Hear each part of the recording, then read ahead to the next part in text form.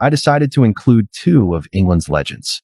20 years ago, Jeff Kirkland and Frank Tasker were called the best of British.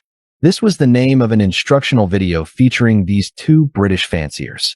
It was one of the first, if not the first, tape of its kind on the market, and opened the eyes of many trainers worldwide as to the key elements of widowhood and advanced methods of training and conditioning.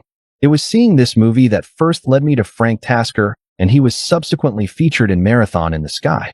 What's important to realize about this retired butcher from the Midlands of the UK was that 20 years ago, he was one of the deadliest middle-distance flyers in English racing history over the following 2 decades. When he moved to Northeast England and into the path of even heavier competition, he's remained at the top of his old bird game, but has also scored possibly the strongest young bird results ever seen in the kingdom.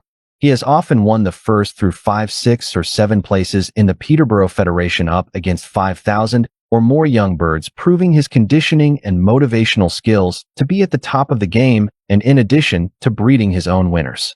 He's put together pairings for his numerous friends that have won more than a few national races.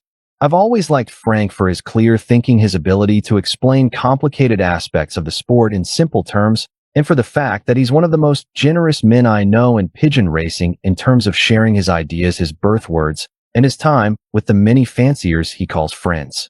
In fact, if he was less generous, he'd probably be an even greater champion.